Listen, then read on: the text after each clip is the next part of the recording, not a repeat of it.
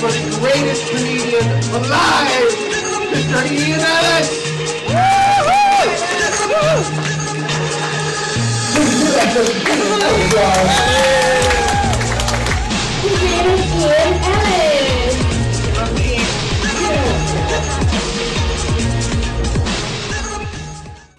Welcome to the Ian Ellis podcast. I'm your host, Ian Ellis. Today I'm joined by my girl, KB, and our very special guest, the First Lady of the Streets, Miss Luenell. Hi. Hey, Luenell. I wanted to ask you some questions about your personal life. Can you tell us about what happened with the bank robbery? What happened was I was about, let me see. Well, I was much younger. It was like 20 years ago. No, let me see.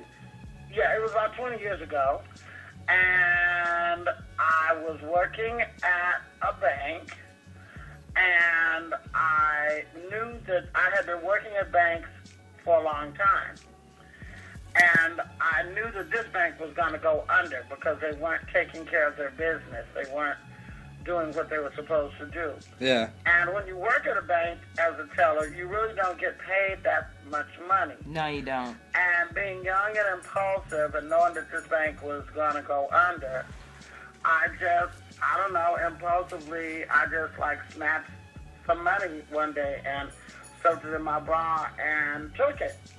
It's not embezzlement. It's bank robbery on street terms, but it's really embezzlement. Because I didn't use a weapon, and it was all that kind of stuff. So it was my first offense.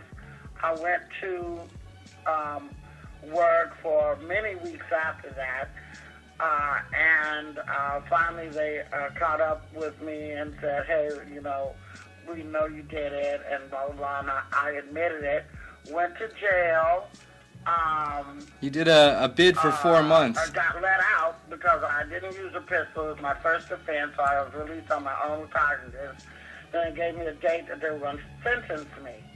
And upon that knowledge, I fled back to the Bay Area, where I continued to live a regular life. But, and I got away with it for 10 years. Had it been a lesser amount of money, it would have been a misdemeanor, and I would have just got away with the crime. But because it was such a large amount of money, it was a felony, and those felonies never go away. So being that I'm a stand-up comic, I worked even though I was pregnant, and then after I had my C-section, I applied for WIC. When I applied for WIC, for help in the county to help me with my baby, the Social Security numbers crossed up. The feds came and got me and extradited me back to Los Angeles, where I did 4 months and 18 days in Twin Towers Correctional Facility. You got any jail stories for us? Not really. You know, same old strip search, bad food, shit like that. I didn't talk for 2 months, which is incredible because I talk for a living. Yeah. And so I didn't talk for 2 months, and then when I didn't talk for 2 months, and I didn't look out the window for 2 months because it was incredibly hard for me to see people pushing their babies in strollers and going to work and drinking coffee when I had been taken from my newborn baby and thrown in jail. But after I did start talking, when I finally did open my mouth, of course, I had a lot of stuff to say, and it was pretty funny. And by the time I got released from jail, they were very sad to see me go because I had made a lot of friends. I'm sure you think that you were going to throw me for a loop by jumping up and asking me that question first thing off the bat, but you have not, because my life is an open book and I'm not ashamed of shit.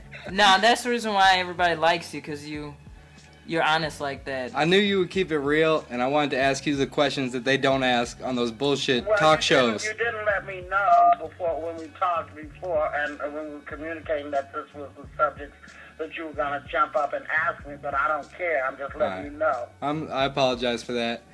Part of the reason I did want to have you on is I've had TK Kirkland and Dante Nero on talking about the male side of relationships, and I know you got a beautiful daughter, so what's some of the lessons you've talked to your daughter about in terms of dating and dealing with men?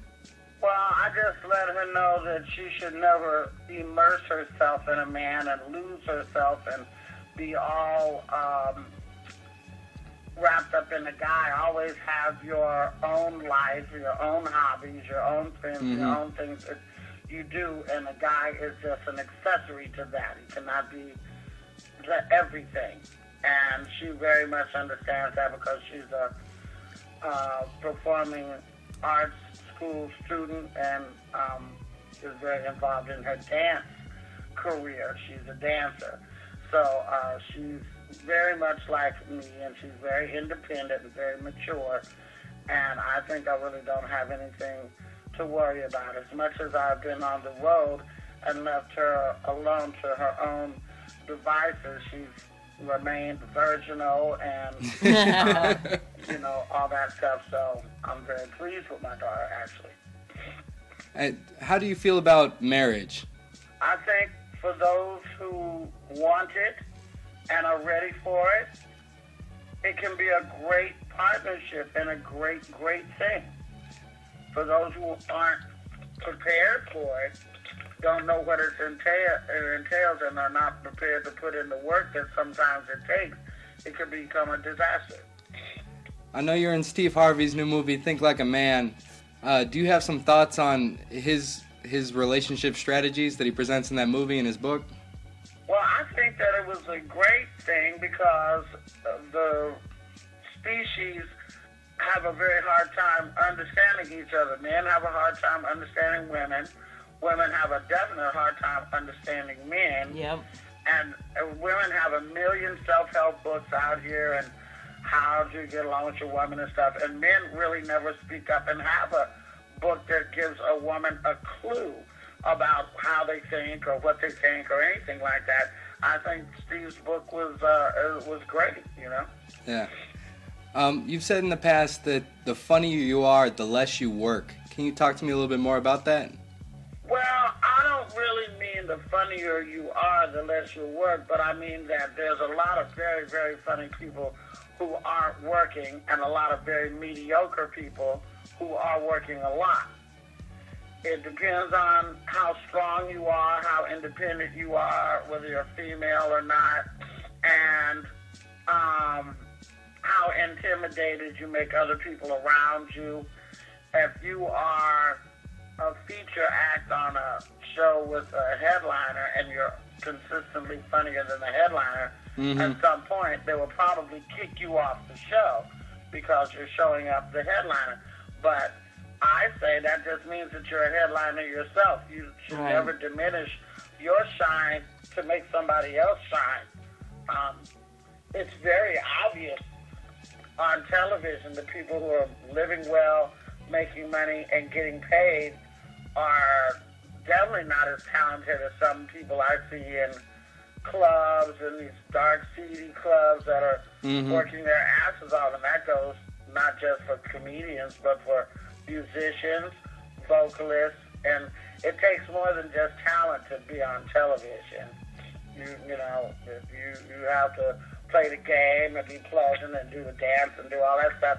And everybody's just not really willing to do that. It's a bit of a sellout situation sometimes.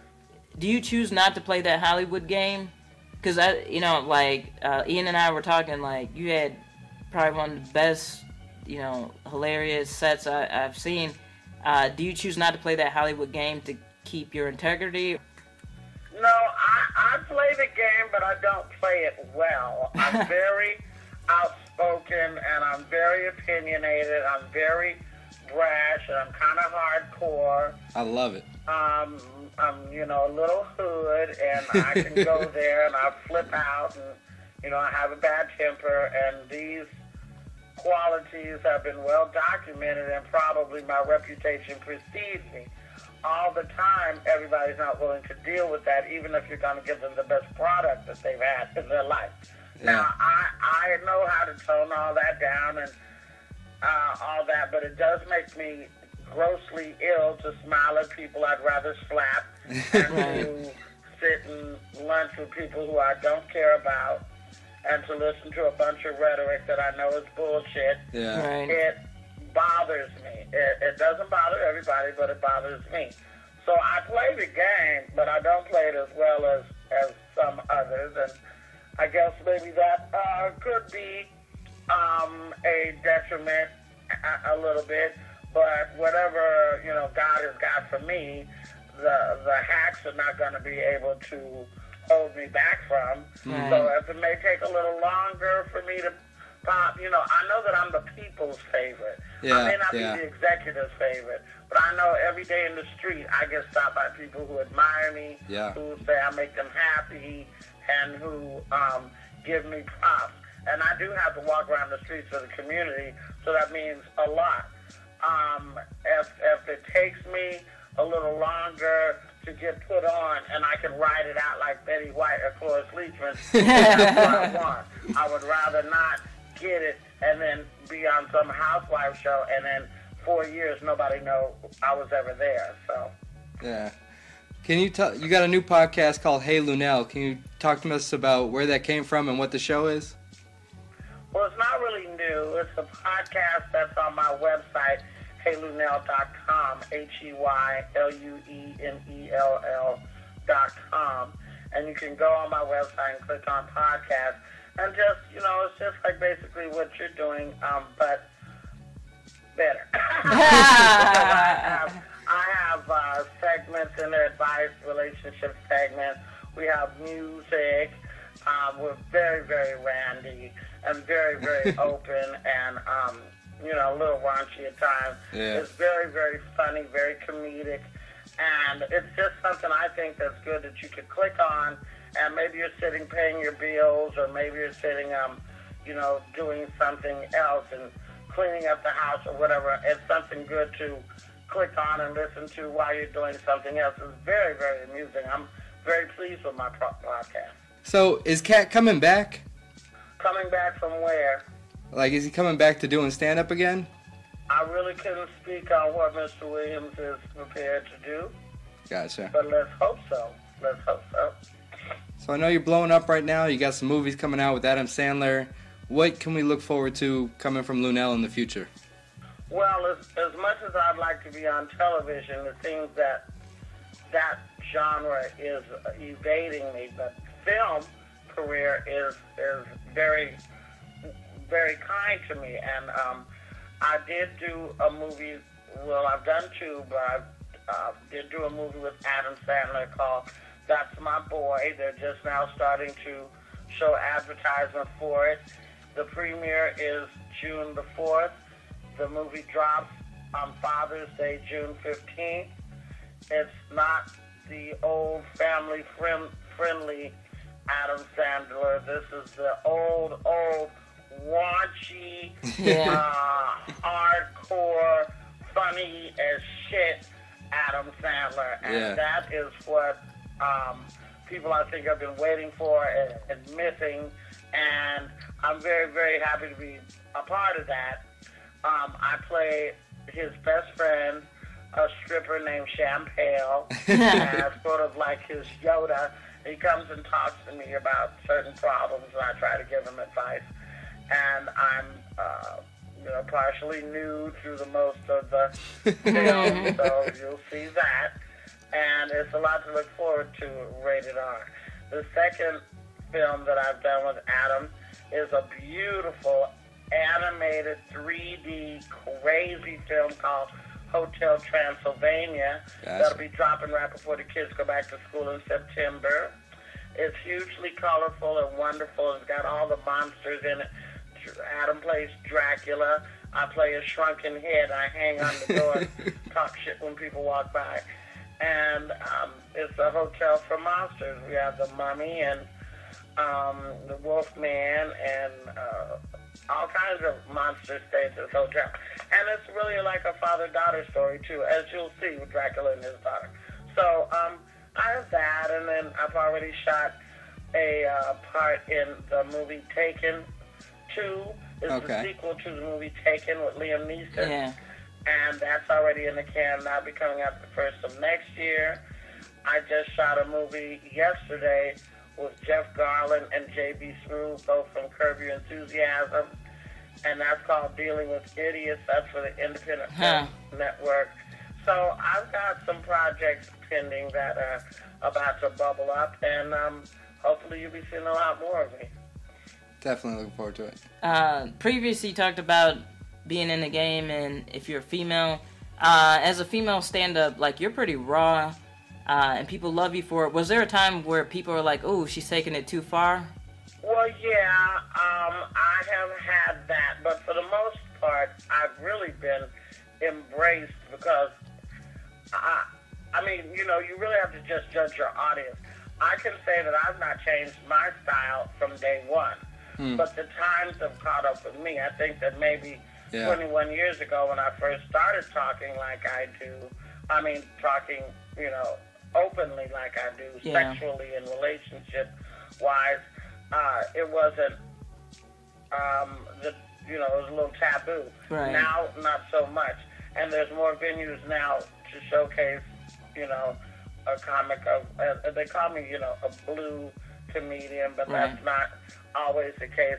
I don't cuss and talk under your clothes for shock value in my act. That's the way I talk, just regular anyway.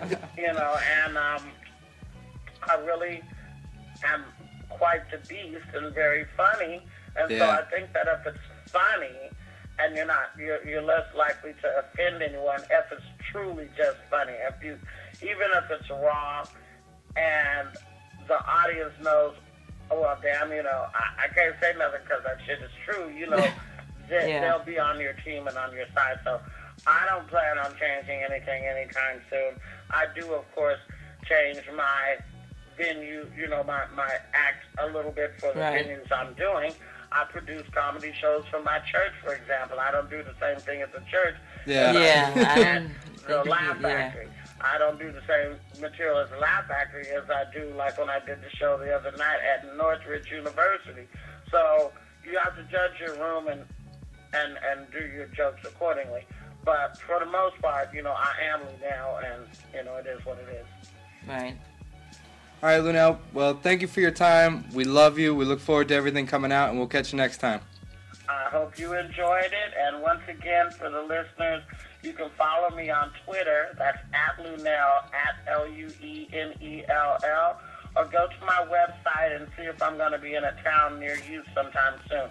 HeyLuenell.com. Okay? All right. Thank you so much. Yes. Thank you, guys. Have a great day. You too. Bye-bye. Okay, bye-bye. And some of y'all been in relationships for, you know, so long, and your woman don't want to suck your dick no more for a while. And then, you know, but some of y'all, you get too excited. Like, if we want to suck your dick, we want to suck a nice, clean, healthy, meaty dick. We don't know what the fuck is this, you overexcited motherfuckers. What the fuck is this shit? You niggas, what is this? I don't even want to. I don't even want to no more. I know some of you men be like, man, I've been married for 25 years.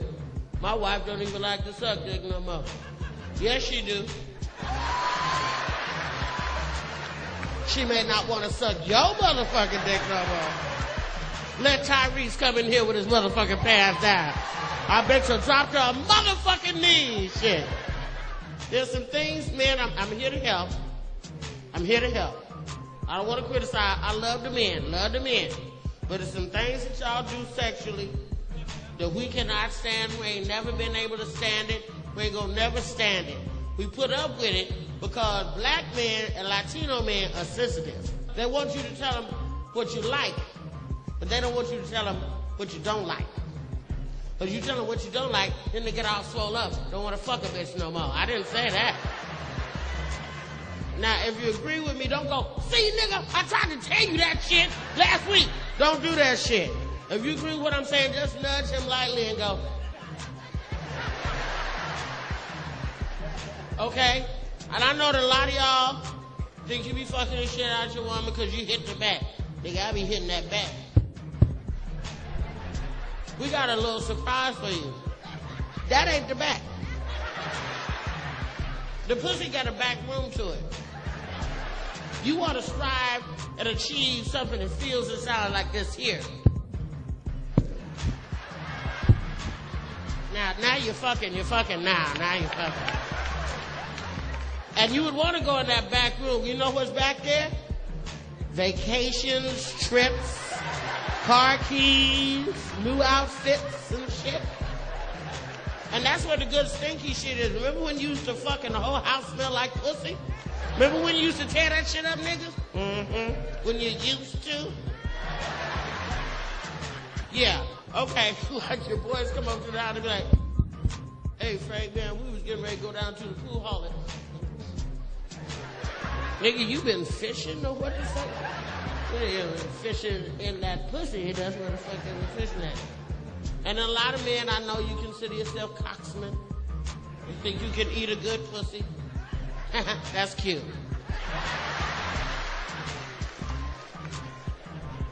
Let me tell you something. First of all, don't tease us and try to tickle us and be licking all on her leg and all up around here and shit like that. You ain't gonna get nothing but hitting the fucking top of the goddamn head. You gonna eat the pussy or what? Don't play with me. You play too much. You know, eat the motherfucking pussy. And if you ain't never backed your bitch up across the bed, you ain't never truly ate no pussy. If you ain't never had your bitch go, nigga, wait, nigga, look, I'm through.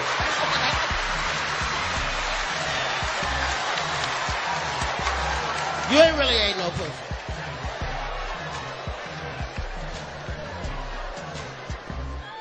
Now, I'm also here to represent the older women and the full-figured women in the motherfucking house. Want you men to get your priorities straight. Don't let a little bit of this here stop you from getting at a boss-ass bitch. Okay? But some of you men shit is hanging over your bellies, too. Well, we done had babies. What you niggas' excuses and shit? We done had chillin'. Yo chillin'. I don't want no man with no titties and shit. Always trying to throw them in my mouth. Here, suck my titty. Suck my little. Nigga, suck your own titty, you faggot-ass motherfucker. I can suck mine, you can't suck yours? Shit. I thought you had a chest, nigga. You got titties now? Plus, a real G ain't gonna let him stop. They know a boss-ass bitch when they see one. They know a down-ass, ride-or-die chick. They not gonna let this stop them. Because a real soldier just lift that shit up and hit it. They just hit that shit like that. Hit it. Because an inch and a half under that C-section scar's a pot of gold, nigga. So don't let that stop you. Chick bad, my chick good, my chick do stuff that your chick wish she knew. So get a lot of beautiful women and pay attention. A lot of you girls, you're too old to have low self-esteem. Well, you've got till about 27 to have issues, and then you need to just systematically give up on all of your hopes and dreams. You should be lying to yourself and Jesus when you look in the mirror. Because guys give up early, like I'm fat and I got bad breath, I don't dress really well, but I still get pussy because I remind women of their father. Some guys wear Axe cologne, I wear Old Spice and have a drinking problem. It works out great. And there's not a woman in this room that's so beautiful, it's okay for you to not know how to suck dick. A beautiful woman that can't suck dick is like a nice car with no engine. Like I would rather have a hoopty that'll put a finger in my butt and cup the balls than a Ferrari that won't swallow. So if you're gonna get molested, make sure it happens when you're a child. The older you get, it just becomes embarrassing. Like if an ice cream truck pulls up and a guy has handfuls of kittens and puppies, and you get molested, people understand that. I was 21 when I got molested. And the guy, he didn't have handfuls of kittens and puppies. He had half a bottle of Jose Cuervo and season 2 of Queer as Folk. I went into his room and he had this big jug of KY jelly, and I was like, what's up with that, man? And he's like, oh, you know, my lady gets a little dry. I started high boxing. And that high boxing turned into tickling. And that tickling turned into tussling. The next thing I knew, I was pinned on the bed. It's a moment where we locked eyes. It's like that moment in The Lion King where Simba pinned Nala. Except in this situation, Nala knew he was about to get raped.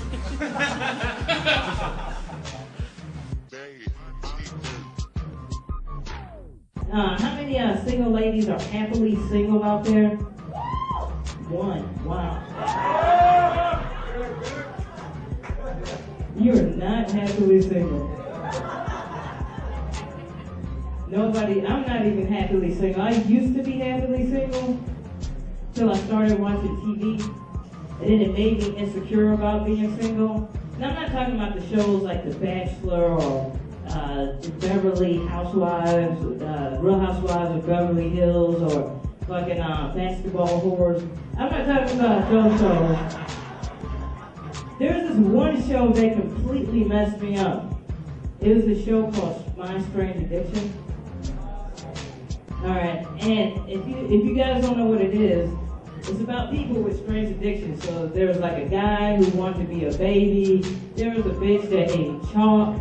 But the one that took, I know, she looked like a little crackhead because she was black and her lips was all crusted from eating the chalk and shit. She was like the female Tyrone Biggums and shit. But the one that just, it blew my mind was this woman that drank her own piss. And what I found out about the woman is that she was in a happy relationship. What the fuck? How does the woman who drinks her own piss find love, but I'm single? I shave, I work out, I shower. What the fuck? But then I had to find a silver lining from this shit. I had to find a silver lining because that's what I do. And I thought to myself, any man that's willing to kiss and fuck a woman who drinks, collects, and drinks, well, her own fucking piss, I don't want. She can have it. As a matter of fact, I think we need to make an award show for the women that took all the busted men off the market for us. For real. You took Flavor Flav off the market? Here's your award, and here's a Purple Heart. Here you go. He ain't got no job, got 5 kids, live at home with his mama, and you want him? Thank you, one off the market. They should get like a perfect day and have the flag half staff and shit for them. The women who dated busted men. Thank you for taking them off the market. So KB, man, pleasure to have Luenell on the show. She's a beast. Like, a lot of people say women aren't funny, but Luenell is absolutely one of my favorites. And it's crazy to say, like, the times are catching up to her. Yeah, like, she talked about all the movies that she has going on, and I think the cool thing is to see how, like, comedic cinema has progressed. There used to be a time where it was like teen comedies or romantic comedies, and now there's like a floodgate for more raunchy shit, and who better to do it than somebody like Luenell, who really does not have any boundaries. Yeah, I don't know if she'll ever get her credit, but man, talk about a beast. And she came out of the Bay, which, like, we talk about the struggles in Chicago. Like, what were you saying about New York and the Midwest earlier? I think the biggest thing about, you know, even though the Bay has a decent comedy scene, actually, I think one of the biggest things about the Midwest, and especially coming from Chicago, is when you go and do shows other places, you realize, like, you're the middle America that coast comics, New York and LA, are trying to get to like their stuff. Yeah. And our job is to make those people laugh immediately. It's kind of a nice training ground, or, I don't know, a great way to reaffirm, like, you know, what we're doing, especially for making people laugh. Because everybody talks about, like, oh, you know, New York comedy is where true comedy is, and I'm like, yeah, New York comics, you know, you wanna play everywhere, and where do you go, you know? Yeah. We don't have any industry, but we're the people everyone's trying to please. Yeah, it's always how will it play in Middle America. So for me, it's like, if I can make people here laugh, then Emmett, I should be able to make everybody else laugh. And you and me just went to St. Louis. We did a little tour with Why So Funny. You want to talk to people about the difference between the St. Louis comedy scene and the Chicago comedy scene? I think, first off, and big up to HD Reeves. HD Reeves and the No Name Comics. Thank you so much, NNC. I think the biggest thing is, I think there's a little bit more structure in the Chicago scene. But I do like, what I liked about St. Louis's scene is that even though it is, you know, you do have the club that everybody's trying to get into, I think the scene is really supportive of each other, which is cool. Well, here in Chicago, it's like we're just cannibals. We just constantly eat our young and just circle jerk our way to mediocrity. don't think we circle jerk our way to mediocrity, but I think Chicago's a scene where you gotta learn it fast, because if you're not good, somebody will let it be known that you're not good, you know. So it just feels like there's a lot of comics that resent the clubs because they think they're Doug Stanhope, like I call them Dimitri Stanhopes because they write like Dimitri Martin but think they're Doug Stanhope. Yeah. But it's like you're not truly edgy. If you would just change 2 or 3 of your jokes or just soften that abortion joke, you could work in a club, and comedians are supposed to work in a comedy club, but they feel like they're better than that because they're shocking, and I don't think shocking and edgy are the same thing. The flip side to that is that I think it's cool that now I think comedians are getting more business-minded. Even if they're not at a higher level, they're thinking like, all right, if I'm the product, my jokes are the product to get laughter, you know what I'm saying? Like, shouldn't I get compensated for that? Yeah. And, like, if you understand how much a club made off the ticket, off the drinks and all of that stuff, and then to think about how much some of these comics are making just to do a feature or whatever, versus them just hosting a show at their spot and promoting it properly and getting the people in there, you know, I understand that aspect because it's like, well, at least I'm getting paid somehow. So I kind of see both sides. I think a club is a good thing to do. I don't think it's the end all be all. But I mean, I feel like you could have the best of both worlds too. You can work in a club. You can work in a bar. That's in Chicago. We are a segregated north, south, suburban city. Like, we break it down in 3 parts. And with the shocking versus edgy, like Luenell, she's edgy because she's honest. She's not doing it to be shocking. She's being her on stage. Right. Yeah. I think. Yeah, you do gotta toe that fine line of edgy versus shocking just to shock. I mean, it's like that unintentional shock versus like, oh, I can't believe somebody said that. That's hilarious. Versus you're just saying this to get a rise out of the audience. But I also think that sometimes you got to know the audience, and I've been one of those comedians. I've seen it where, you know, you kind of assume the audience is one way and they're really not, but yeah, I don't, you know, it is what it is. So part of the reason I wanted to have you and Luenell on the show is, you know, with Dante Nero and TK, I've been putting out a lot of sexist shit, and you're a female Typical pimp. You're more like a man. And as I've said in the past, sometimes I'm more like a woman in a relationship. No, I'm not sometimes, all the time. You're like a woman in a relationship. I'll fight you to death. But talk to me about like a sort of a recent revelation you've had just about being single. Okay.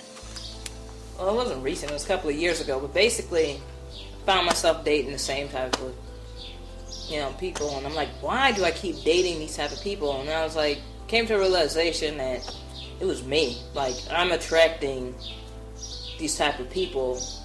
And, you know, it's just, that's the one thing, like, if something is wrong in your life, check to see how much of a factor or how much of the common denominator that you are, because usually a lot of shit that happens is usually your fault. It's in your head, not in the relationship. Yeah. And you were saying earlier, like, I was asking about sort of what a mother teaches a daughter, and you were saying that, you know, a mother loves a son but raises a daughter. Yeah. Yeah. Like, mothers try to soften sometimes what their son is going through. You know what I'm saying? Like, and they know how hard it is. But yeah, I think, like, there's certain things that I definitely couldn't have gotten away with if I, like, my brother's more charismatic than I am. Like, he can charm anybody.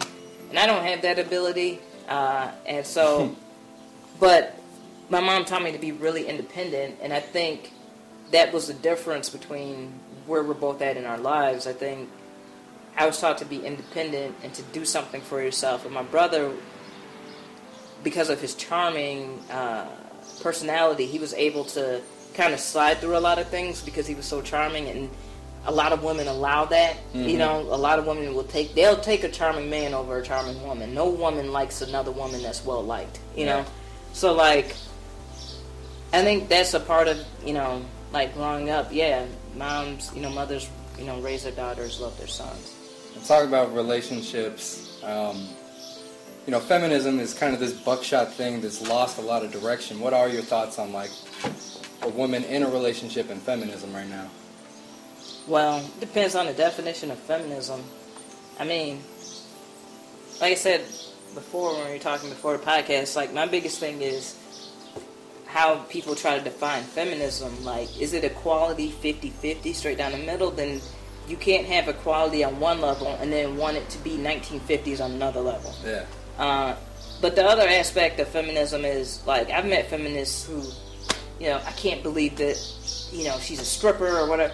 And I'm like, what if she doesn't feel like she's being objectified? Maybe, you know, like, really, who's really being objectified in a stripping situation? Wouldn't it be the man? Because although she's, you know, gyrating and all that, he has to pay. Yeah. He has to pay to get through the door. He has to pay to sit at the table. He has to, you know, it's like, really, like, to me, anytime you're paying for pussy, you're the bitch. I don't know. That's my mentality. Like, you can't even touch it at a strip club, so you might as well save your $40 and buy a hooker somewhere. We were talking about women that sometimes think they're doing feminist things, but really they just don't like men.